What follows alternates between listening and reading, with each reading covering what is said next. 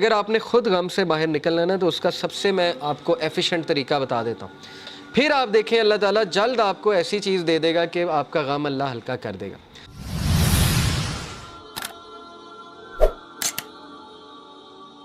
اللہ سے اللطیف سے دعا کریں یہ نام لے کے کہ اللہ تو اللطیف ہے، تو میری تمام چیزیں جانتا ہے، تو میرے وہ بھی چیزیں جانتا ہے جن کو میں بھی نہیں جانتا. انسان کا جو انکانشیس پارٹ آف مائنڈ ہے، ٹھیک ہے نا، کانشیس تو ہم جانتے ہیں، انکانشیس نہیں جانتے. تو یہ بھی جانتا ہے فیوچر میں میرے پہ کیا آنے والا ہے.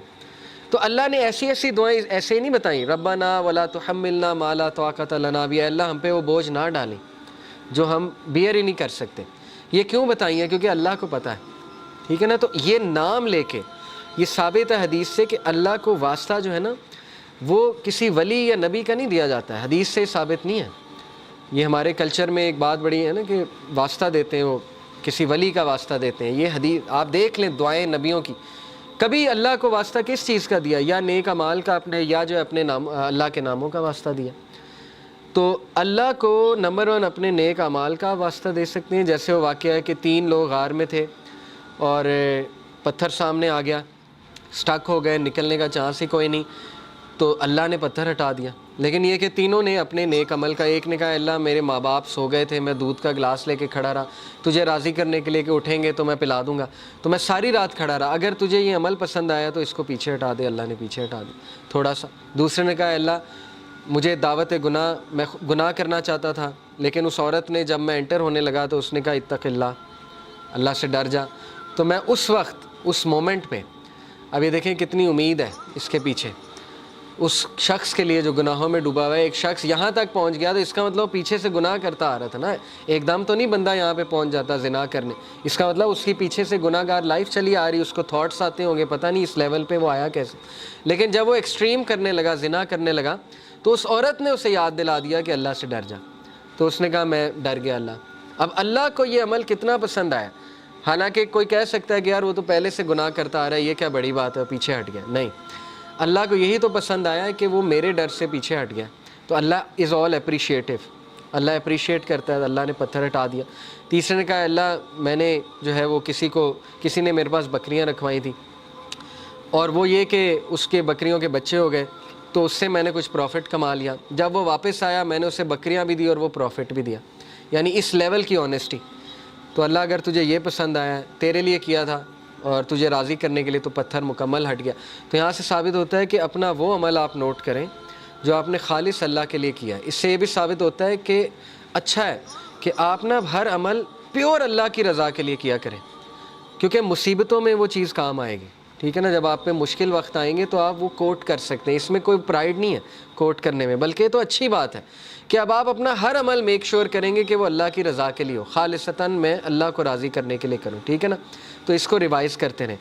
اور یہ کہ اللہ کے ایٹریبیوٹ سے اسے پکارا جا سکتا ہے، اللہ کو اس کے ناموں کا واسطہ دیا جا سکتا ہے. ٹھیک ہے نا، کہ اے اللہ تو الخبیر ہے، تو اللطیف ہے، اے اللہ تو الجبار ہے، اے اللہ تو الرحمن ہے، الرحیم ہے، وغیرہ وغیرہ. تو الفتاح ہے. الفتاح کون ہوتا ہے؟ کھولنے والا، راستے کھولنے والا. جب سارے راستے بند ہیں تو اللہ الفتاح ہے. تو یہ ہے اصل میں دعا کرنے کا طریقہ اور دعا کرنے کا ادب. تو اللطیف پہ میں چاہ رہا تھا آپ لوگوں سے بہت ڈیٹیل میں جو ہے وہ بات کروں. اور لاسٹ ایک لیسن میں نے آپ کو جو بتایا کہ 5واں لیسن جی، کہ جب آپ دوسروں کی مدد کریں گے تو آپ دیکھیں گے کہ اللہ تعالیٰ آپ کا غم جو ہے وہ دور کر دے گا. تو اس لیے گیور بنیں. اور اس میں بہت امپورٹنٹ لیسن ہے کہ یتیم کو نہ دھتکارو. اورفن کے بارے میں اللہ کے نبی نے فرمایا نا کہ جو ایک اورفن کو ٹیک کیئر کرتا ہے تو وہ اور میں ایسے ہوں گے جنت میں. انگلیوں سے جو ہے وہ بتایا کہ بالکل ایسے ہوں گے. تو اس کے بارے میں ایک عالم سے میں سن رہا تھا، انہوں نے کہا کہ اورفن کی ٹیک کیئر کا یہ مطلب نہیں کہ اسے منتھلی اسپانسر کر دیا. اورفن کی ٹیک کیئر کا مطلب یہ ہے کہ آپ نے اس کی پرورش کی ہے اور آپ نے اس کو کانسٹنٹلی لک آفٹر کیا ہے. یہ ہے اصل میں اورفن کی ٹیک کیئر کرنا. تو بہرحال سورہ ضحیٰ از یور اینٹیڈوٹ. جب بھی آپ ڈاؤن ہو سورہ ضحیٰ پہ غور کریں. اور یہ جو آیا ہے سب سے زیادہ ہوپ فل ہے، وَلَسَوْفَ يُؤْتِيكَ رَبُّكَ فَتَرْضَىٰ. جلد تیرا رب تجھے دے گا اور تو راضی ہو جائے گا اور تو غمگین نہیں ہوگا. لیکن اس میں کی پوائنٹ پتہ ہے کیا ہے؟ کہ اللہ سے امید لگانی ہے، انسانوں سے نہیں. بیچ میں کوئی پھر وہ شرک نہیں ہونا چاہیے، بیچ میں نہیں کوئی ہونا چاہیے اینٹی. ساری کی ساری امید اللہ تعالیٰ سے ہے. پھر آپ دیکھیں اللہ تعالیٰ جلد آپ کو ایسی چیز دے دے گا کہ آپ کا غم اللہ ہلکا کر دے گا۔ باقی آسانی کی دعا مانگنی چاہیے۔ دیکھیں حضرت یعقوب تو کہتے ہیں نا اللہ تعالیٰ کہ وہ رو رو کے اندھے ہو گئے، یعنی حزن میں تھے، وہ کانسٹنٹ سٹیٹ آف غم میں تھے، لیکن پتہ نہیں ایسی کیا ان کے پاس پاور تھی کہ اس غم کے باوجود، اب یہ پاور وہی تھی ظاہر ہے، اللہ کا نالج تھا، اللہ کی طرف سے سکینت تھی، لیکن یہ کہ اتنا غم انہیں آیا کہ وہ روتے رہتے تھے اپنے بیٹے کے لیے، اور یہ کہ وہ اندھے ہو گئے رو رو کے۔ لیکن پھر اللہ نے ریلیف بھی دیا، بینائی واپس کی کہ نہیں کی، اور وہ کرنے کا طریقہ بھی متعین تھا پہلے سے۔ کبھی آپ نے اپنی زندگی میں یہ فیل کیا ہے کہ آپ کچھ ایسا عمل کر رہے تھے جو اللہ کو ناپسند تھا، اور پھر پتہ نہیں کچھ ایسا ہوا کہ آپ کے دل میں نفرت آ گئی اس عمل کے حوالے سے، اور آپ اس عمل سے دور ہوتے گئے، یا آپ پہ کوئی ایسا ٹیسٹ اور ٹرائل آ گیا کہ اس ٹیسٹ اور ٹرائل کی وجہ سے آپ نے وہ عمل چھوڑ دیا، آپ سیدھے ہو گئے۔ دیکھیں نا اللہ کو پتہ ہے ایک بندے کو سیدھا کیسے کرنا ہے۔ اگر ایک بندہ گناہ میں اور وہ دعا کیے جا رہا ہے اللہ سے کہ اللہ مجھے کسی طرح نکال دے اس سے، تو اللہ تعالیٰ اس کو شاید کوئی غم بھیج دے، کوئی ٹیسٹ اور ٹرائل میں ڈال دے، اور وہ بندہ اللہ کے قریب آ جائے۔ اگر آپ نے خود غم سے باہر نکلنا ہے نا، تو اس کا سب سے میں آپ کو ایفیشینٹ طریقہ بتا دیتا ہوں، دوسروں کے غم میں ان کی ہیلپ کریں۔ آپ دیکھیں گے آپ اپنے غم سے باہر آ جائیں گے۔ جب آپ لوگوں کے غم آپ کے سامنے کھلیں گے نا، آپ اللہ کا شکر کریں گے کہ اللہ تعالیٰ نے آپ کو کتنی زیادہ نعمتیں دی ہوئی، تو اپنی نعمتوں پہ بھی انسان کو نظر رکھنی چاہیے۔ تو بہرحال be gentle and kind to others, دوسروں کی مدد کریں، ان کے ساتھ جینٹل ہو جائیں، ان کی بس ایسے جاتے جاتے مدد کر دی، انہیں پتہ بھی نہ لگا ان کی مدد کر دی۔ اللطیف تو وہ ہوتا ہے نا جو پتہ بھی نہیں لگنے دیتا ہے، تو اللہ کو راضی کرنے کے لیے کسی کی مدد کر دی جاتے جاتے، پتہ بھی نہ لگا، ٹھیک ہے نا۔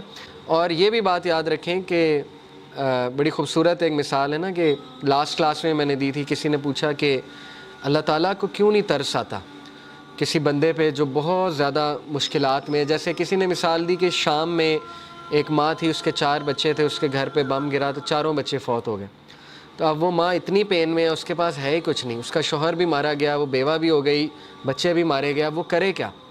تو وہ کتنے غم میں اس ٹائم پہ، کیوں اللہ تعالیٰ کو اس پہ ترس نہیں آ رہا؟ کسی نے سوال پوچھا تو ہمارے ایک بھائی ماشاءاللہ انہوں نے بڑا اچھا جواب دیا، انہوں نے کہا کہ دیکھیں اللہ تعالیٰ کو، آپ کو نظر آ رہا ہے وہ عورت غم میں ہے، اللہ تعالیٰ کو وہ عورت جنت میں اپنے بچوں کے ساتھ کھیلتی نظر آ رہی۔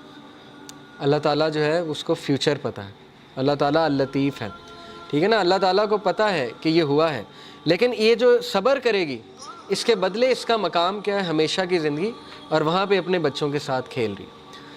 تو ہو نوز، ٹھیک ہے نا، اس لیے یہ کہ اللہ تعالیٰ پہ ٹرسٹ کریں اور اللہ تعالیٰ کے بارے میں کبھی نیگیٹو نہ ہو۔ اور آج کا ٹیک اوے تھا اللطیف، یہ ویب سائٹ میں آپ کو بھیجتا ہوں انشاءاللہ، اس میں اللہ کے اور نام بھی اسی طرح ہیں کہ پہلے اس نام کو ایکسپلین کیا جاتا ہے، پھر اس کے روٹ ورڈز بتائے جاتے ہیں، اس کے روٹ ورڈز کے میننگ، پھر اس کے امپلیکیشن کیا ہے، پھر آپ اس کو لائف میں کیسے امپلیمنٹ کر سکتے ہیں۔